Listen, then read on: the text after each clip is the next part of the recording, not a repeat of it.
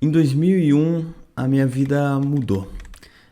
Eu tinha 5 anos de idade e eu me lembro que meu pai era um cara que gostava muito de tecnologia, de filme, cinema e tal. Grande parte do que eu herdei de gostar muito de filmes veio dele. Qualquer tipo de novidade tecnológica que ele podia colocar as mãos, ele dava um jeito. Depois de muito tempo de trabalho, ele resolveu assinar a DirecTV. Ela era a precursora da Sky. Se não me engano, a Sky comprou a DirecTV. Assinou e fomos muito felizes. Ali que eu descobri a minha paixão por Cartoon Network, pelos desenhos da Nick, fiquei viciado em Bob Esponja, esse tipo de coisa. Ele apresentava um canal muito especial, que teve seus altos e baixos, mas que foi essencial para a construção do Douglas. Eu tô falando da MTV. A MTV dos anos 2000 era uma coisa muito louca. Essa colagem de vários elementos e tal, câmera na cara dos apresentadores que fazia zoom, fazia um zapping zone assim, foi copiada a exaustão. Mas enfim, além desses programas loucos e dos apresentadores que ficaram célebres, né? O Thunderbird, o Zeca Camargo, Serginho Grossman veio da MTV talvez, se eu não tô enganado, não lembro. Marimun, Marcos Mion, mas uma galera saiu da MTV, mas a coisa que me fazia ficar na MTV de verdade, os clipes. Isso que fez a MTV ser a MTV, os clipes musicais. E os clipes chegavam muito rápido na MTV, era uma loucura. E nessa época, 2001, eu que gosto de rock, nessa época tava bombando. Foi tipo uma das eras mais legais do rock. Assim, eu tenho muita sorte de ter crescido nessa época. Eu acho que ali nos anos 2000 foi o último respiro mesmo do rock. Ali em 2001, cara, teve os Strokes, né, o The Strokes com Is This It, um dos melhores álbuns de todos os tempos de rock. Teve o Toxicity do System of a Down nessa época, apesar de eu não gostar de System of a Down nessa época, hoje em dia eu adoro, mas teve nessa época um dos álbuns mais emblemáticos da banda também. Teve Green Day. Nessa época eu tava ouvindo Linkin Park, então tinha muita coisa de Linkin Park também nessa época. Na MTV passava os clipes de Linkin Park, as músicas do Meteora também, tava bombando. Blink-182, cara. Blink-182 era um evento, era uma coisa muito incrível. Além das bandas pop, Britney Spears estava no topo com Backstreet Boys, a Shakira estava começando a aparecer, tinha saído a música do Michael Jackson, que é aquele clipe com Marlon Brando e The Rock. Chris Rock? Não, era o Chris Tucker, tô louco, é outro Chris. Tinha muita coisa foda, musicalmente falando, naquela época, muita coisa emblemática que é referência até hoje. Por Britney Spears, um dia eu tava lá assistindo MTV, e uma outra coisa que acontecia nessa época é, as pessoas assistiam, pelo menos aqui em casa, assistiam televisão em família. Tava lá todo mundo assistindo junto televisão, eu, minha irmã, minha mãe e meu pai. Começa, até achei que fosse um comercial. Como eu falei, os comerciais da MTV eram meio loucos. Uma coisa meio estranha, uma animação com um som um tanto sujo, vamos dizer assim, um tanto compressado e um instrumento que eu nunca tinha escutado antes, assim, não daquela forma, parecia uma gaita, mas ele era menos agudo que uma gaita, uma coisa esquisita. E aí aparecem uns personagens cartoonizados, meio macabros, mas descolados, sabe? Uma coisa meio cool, yeah! Começam a cantar e a música tem uma batida boa, sabe? Uma bateria, tem um baixo, e uma guitarrinha legal. E cara, naquele momento eu mudei a minha vida.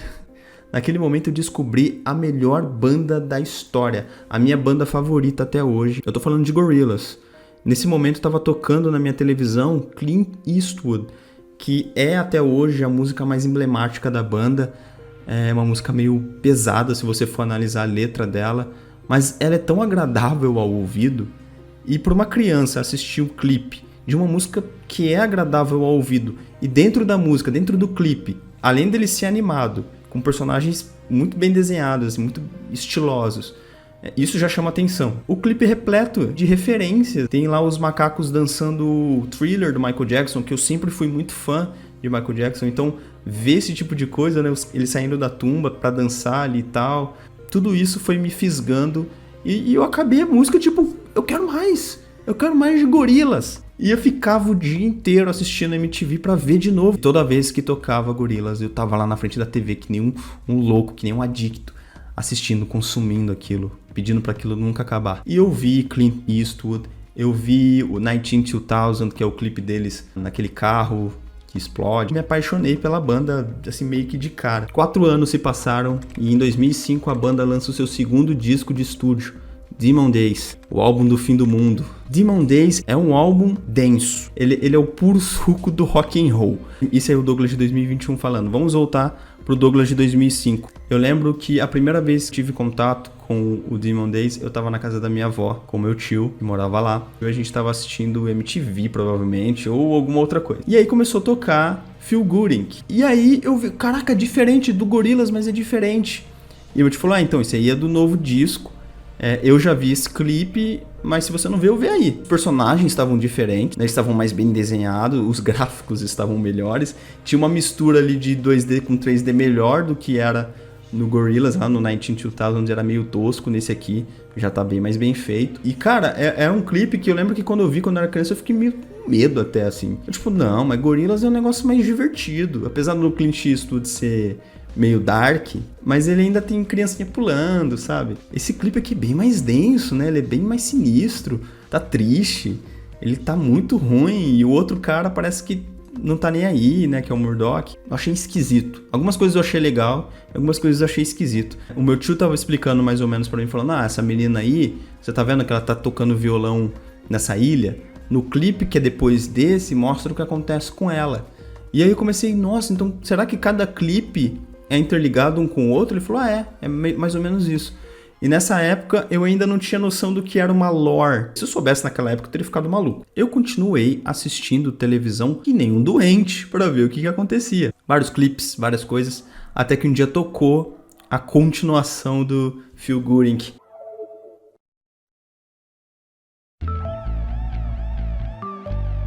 É o clipe de Almanhana. Diferente de Feel Good Inc., que é uma música com muitos instrumentos, bateria, um baixo bem marcadão, é uma música meio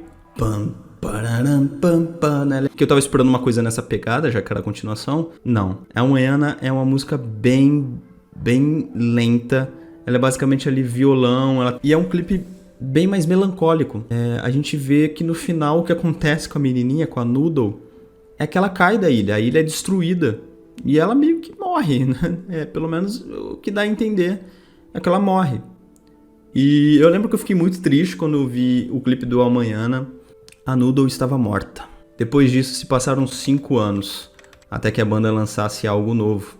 Só que eu tinha me desligado totalmente. Passaram 5 anos. Então já tinha passado muita coisa. Eu tava no ensino médio, tava no meu primeiro ano. Foi um ano muito doido da minha vida, assim. Foi um dos anos mais malucos. Minha vida virou uma sitcom, basicamente. Eu estudava num colégio bem longe daqui de casa, numa escola bem grande. E aqui em Campinas, os colégios públicos, pelo menos no centro, eles são prédios históricos. São prédios muito antigos, são prédios tombados. A arquitetura dele é muito doida. Mano, é um prédio público, um colégio público. Ele não era o prédio mais bem cuidado do mundo. Tinha morcego na escola, pra você ter uma ideia. Qualquer dia eu conto aqui história só dessa época da minha vida que foi bem louca. Eu fiz bons amigos ali. Um dos amigos era o Russo. E não converso com o Russo há muito tempo. E o Russo, eu lembro que no começo eu tinha medo dele. Que eu achava que ele era o cara do bullying.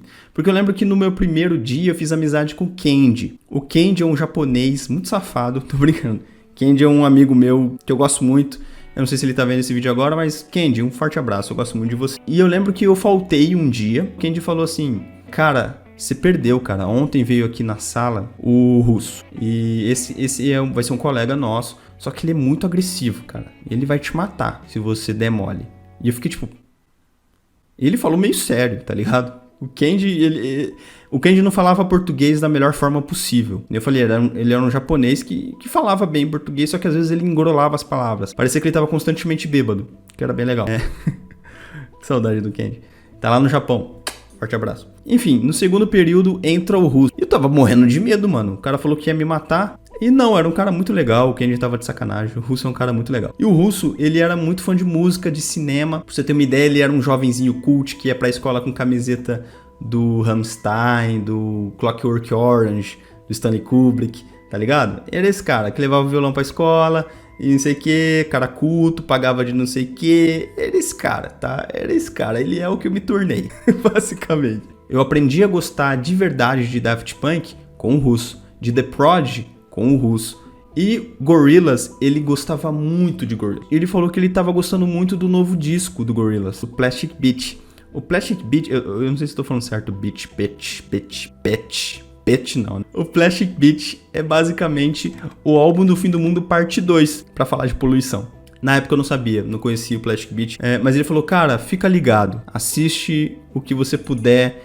Eu não tinha internet ainda nessa época, 2010 eu ainda não tinha internet. Nessa época já não tinha mais DirecTV, e entrou a Sky, aí teve uma época que meu pai assinou a Sky, desassinou. Nessa época tava assinado o Sky, eu lembro disso. Eu cheguei em casa, já não tinha mais MTV, mas tinha VH1. 2010, eu assistia VH1. Sim, por quê? Porque VH1 passava South Park. Mas isso é uma outra história para um outro programa, para um outro vídeo. Cheguei em casa, fui direto pro VH1 assistir South Park e tava passando clipes, passavam clipes. Por coincidência ou não, ou só porque pra história seguir, tava passando um clipe de Gorillaz. Mas isso não é nem mentira, passava direto o clipe do Stylo no VH1. Stylo é das músicas, um dos clipes desse novo álbum da época de 2010, o Plastic Beach. O clipe do Stylo eram os personagens em 3D, o que eu já achei meio louco. Eles não estavam mais em 2D, eles estavam num 3D bem feito, até num render bem legal. Numa perseguição de carro num deserto, fugindo do Bruce Willis. Foda pra caralho, né? Não tem nada melhor do que isso. E eu lembro que meu pai falava pra mim, depois de um tempo que eu comecei a acompanhar VH1 pra ver os clipes, vi o clipe de Melancholy Hill também, achei foda. E eu lembro que meu pai me falou uma época, falou, cara, você viu que tá tocando o clipe do Gorillaz? Olha... Isso foi foda, cara. Realmente meu pai, tipo, ligou em casa, alguma coisa assim. Nessa época meu pai já não tava mais morando em casa. E ele falou... Tu viu que tá passando o clipe do Gorillaz na TV? Eu, tipo, caraca, meu pai lembrou que eu gosto de Gorillaz, tá ligado? Enfim, então eu conversava com meu pai sobre isso, sobre Gorillaz, sobre bandas. Eu falava muito com meu pai sobre música, sobre filmes... E sobre Gorillaz. Eu falo de Gorillaz pra todo mundo que eu conheço, agora tô falando aqui no meu canal. Mas ele teve umas coisas zoadas, tá? Nessa época, foi meio foda. Eu repeti de ano porque basicamente eu faltei muito, porque eu não gostava de ir pra escola. Enfim, essa era uma época que eu tava começando a minha vida. Eu já tava fazendo 16, então eu me inscrevi num projeto aqui de Campinas, chama Patrulheiros Campinas, que é um bagulho que dá trabalho pra jovem. Agora todo o meu vocabulário foi pro inferno. Um bagulho aí que dá trabalho pra jovem, é pra menor aprendiz. Enfim, eu entrei nesse projeto, só que pra isso você precisava estudar à noite. Pra estudar à noite, esse foi um dos motivos pra eu vir estudar aqui no meu bairro. Não tinha como estudar no centro à noite. Comecei a trabalhar, né? Fiz o Patrulheiros e tal, comecei a trabalhar. Nessa época, eu escutava muito o Plastic Beach, o disco Plastic Beach. Mas tipo... a exaustão. O Patrulheiros ele oferecia 2 anos de contrato, né? Então eu fiquei 2 anos nessa empresa que eu comecei a trabalhar. 2 anos depois, em 2013, mais ou menos ali, tava acabando o meu contrato. E eu, beleza, saí, comecei a procurar empregos e eu comecei a trabalhar no shopping. Quem já trabalhou em shopping sabe o inferno que é. Eu trabalhava numa loja de roupas na Polo. Era um inferno.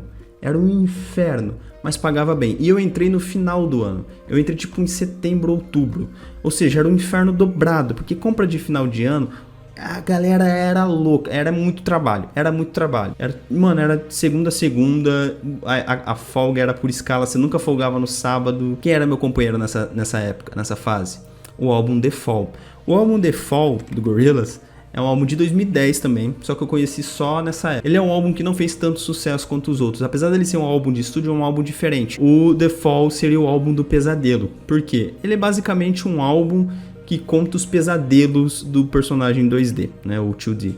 Plus isso, o Damon, que foi o cara que escreveu as músicas, a pessoa real, ele linkou essa sensação de ansiedade, insegurança, medo, tudo que o personagem estava sentindo com o que ele sentiu quando ele fez uma viagem para os Estados Unidos. Então esse disco ele tem muita referência à cultura norte-americana, mas ele teve experiências esquisitas lá. Na época, eu vou ser sincero, eu escutava The Fall porque eu gostava de Gorillaz. Eu não gostei do álbum na época. Eu achava um álbum muito maluco, mas eu gostava muito de Gorillaz. E eu quero ouvir mais dessa parada aqui. Eu vou ficar ouvindo até eu entender o que tá acontecendo nesse álbum. E eu fiz isso. E quando eu finalmente entendi tudo isso, das ansiedades, da viagem do Damon pros Estados Unidos, tudo isso, esse disco, de um disco que eu achava ruim, se tornou uma das melhores coisas que eu já ouvi na minha vida, tá? Ele é uma cacofonia, cada música é muito diferente das outras. Tem música de yodel no meio, que é aquele yole, sabe? Tem isso no meio, é muito maluco. Mas, uma vez que você entende a proposta, uma vez que você entende os porquês dele ser daquele jeito, você entende que aquele álbum, ele é incrível, ele beira a genialidade. O Damon é um artista sensacional, Gorillaz é foda. Eu já tinha 17 anos, ia fazer 17, 18, né? Porque eu fiz 18 em 2014 também. Já era uma pessoa completamente diferente. O tempo foi passando, nada mais de Gorillaz saiu e eu era aqueles fãs fanáticos. Eu era um fã que eu escutava a discografia de Gorillaz. Eu escuto ainda direto, mas nessa época eu escutava em looping, era só o que eu escutava, era a discografia de Gorillaz, porque a gente não tinha nada novo. 4 álbuns de estúdio, um meio maluco, passou-se o tempo, eu instalei a internet em casa finalmente. Na internet eu conseguia procurar algumas coisas, então eu procurava muita coisa de Gorillaz, procurava entrevistas, procurava clipes que eu não tinha visto ainda, esse tipo de coisa. O Douglas foi crescendo também, então nessa época eu comecei a namorar, né? Tive meu primeiro grande amor, aquela coisa linda, maravilhosa, sabe? Teve tudo isso, tudo embalado por um grande manto de Gorillaz. Como eu falei, não é só uma banda pra mim, nunca foi só uma banda. Eu saí desse emprego do shopping, procurei outros, comecei a trabalhar numa gráfica em Campinas. Foi um dos momentos mais legais da minha vida, essa gráfica. Em 2017, eu tava nessa gráfica e eu me lembro, assim como eu me lembro quando eu era criança e tava assistindo MTV, eu me lembro de estar sentado, não tinham clientes pra eu atender. Eu estava navegando na internet, surfando na web.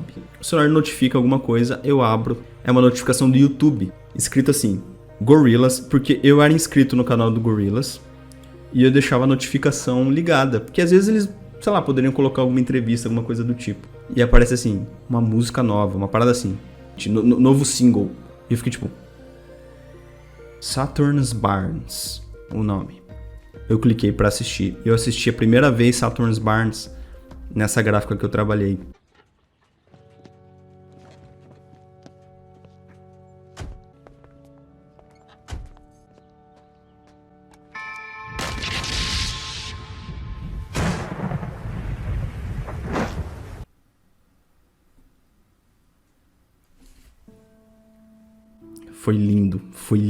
Foi lindo, porque eu lembro que eu tava ouvindo a música, tipo, E quando chega a parte do 2D, do Damon, que ele começa a cantar.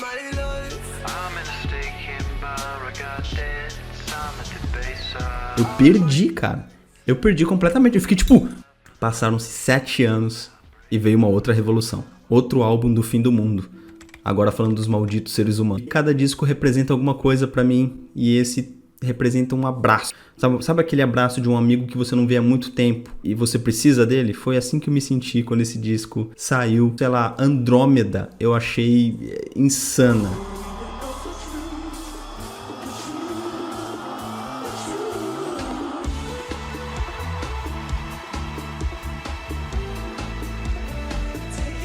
Esse disco, ele é uma ópera, basicamente. As músicas são muito boas, tem muita música.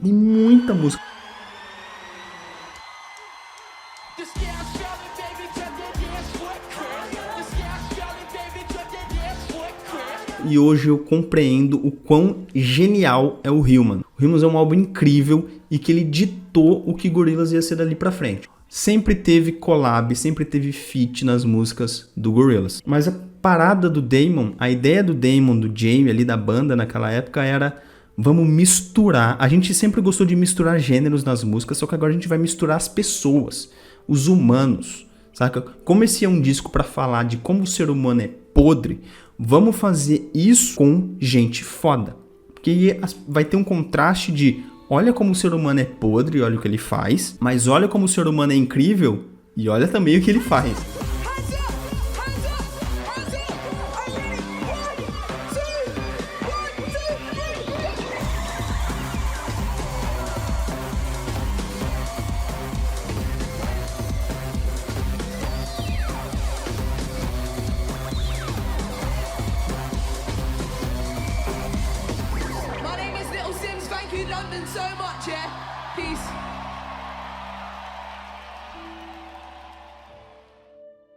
E eu tava meio... Apesar de eu ter gostava de trabalhar naquela gráfica, algumas coisas ali eu não gostava, tá ligado? Eu sentia que eu era meio explorado ali. Então, eu queria sair dali, eu queria um emprego melhor. Eu tava namorando, eu queria ter uma grana, tá ligado? Eu tava movendo a minha vida. Eu já tava namorando há 3, 4 anos já. Eu queria, saca? Uma parada. Então eu comecei a correr atrás disso. E então eu tava passando por um processo aí de novas preocupações. Preocupações mais adultas. Um ano depois, o Gorillaz anuncia o seu novo disco, The Now Now, o Agora Agora. Esse é o disco do Fim do Mundo parte 4. Esse é o meu disco favorito de Gorillaz, que em 2018 eu tava passando por uma fase estranha, uma fase ruim. Eu tava muito melancólico, tá? Lembra aquele namoro de 4 anos? Ele acabou. Então, muitos dos planos que eu tava pensando meio que foram, tá ligado? Eu não tenho mais planos em 2018. Eu não sei. Os meus planos estavam focando pra uma coisa, agora essa coisa não existe mais. E agora? O que vai ser? Eu não sei. Eu escutei o The Now Now quando saiu e ele fala do fim do mundo também, só que não o fim do mundo físico, o planeta Terra. Ele fala de um fim do mundo interno. E se apenas o seu mundo acabasse? Só você. Você está em descontrole. Como você reestrutura isso antes que o seu mundo acabe, antes que você mesmo acabe? Essa foi a lição que eu peguei desse álbum, pelo menos. O disco ele conta com músicas incríveis. Suck Eye, Hollywood é uma música foda. E Humility, cara. Humility, com George Benson. A letra dessa... Esse é um vídeo que eu ainda vou trazer pro canal, que é só falando do clipe e da letra de Humility. Tá? Me cobrem, vai ter, porque precisa. Resolvi me aplicar pra faculdade. Entrei na faculdade em 2018, consegui fazer todos os trâmites. Entrei não, né? Tipo, eu entrei em 2018, mas o curso começou em 2019. 2019 reservava uma nova vida pra mim. E o novo disco.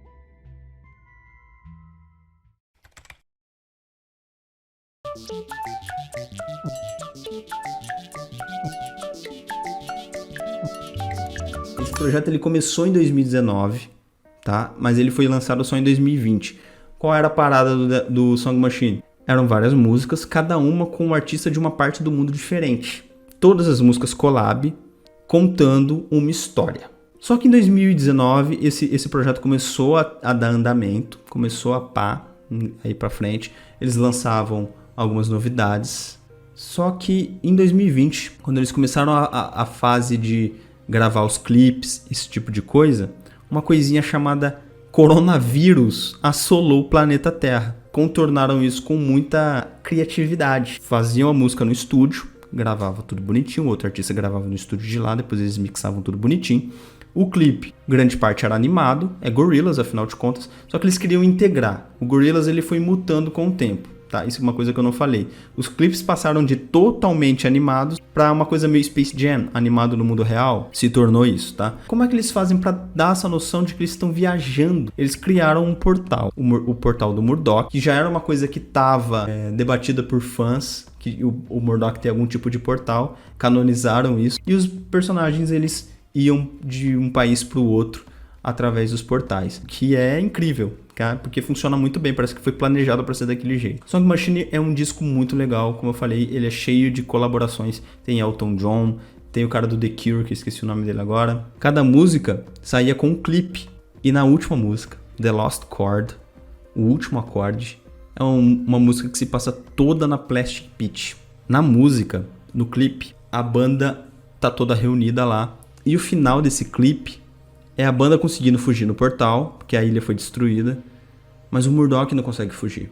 O Murdoch é um personagem que ele foi muito ruim com o personagem principal, o vocalista, o 2D. Quando acaba o clipe, você vê ali o Murdoch sozinho. O nome da música é O Último Acorde. Eu de fato imaginei que seria o fim do Murdoch, assim como foi o fim da Noodle no El Manhana. É diferente aqui, porque o 2D, ele sabe as coisas horríveis que o Murdoch fez pra ele, e ele nunca faria algo do tipo com ninguém, nem com o Murdoch. Então ele volta, estende a mão e puxa o Murdoch de volta. Porque o perdão é maior do que tudo. Eles se amam e se odeiam ao mesmo tempo. É um negócio Naruto e Sasuke.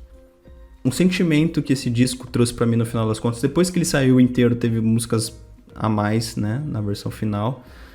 Mas o sentimento que eu tenho com esse disco é um sentimento de confiança, de realização, sabe? De felicidade mesmo.